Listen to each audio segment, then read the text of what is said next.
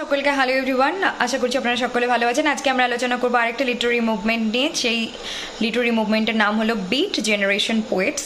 এখানে কয়েকটা নাম আপনাদের শুনে মনে হতে পারে পরিচিত, কয়েকটা অপরিচিত, আর প্রোনাউন্সিয়েশন উচ্চারণগুলো একটু ডিফারেন্ট টাইপের হবে, কারণ বানানগুলোই সেরমভাবে আছে।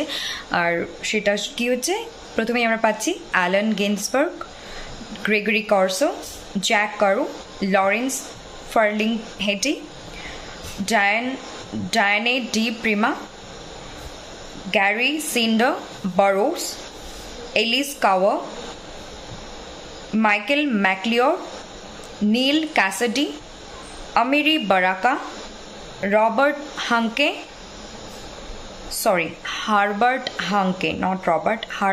Hanke, Janice Pomi Vega, John Kiger।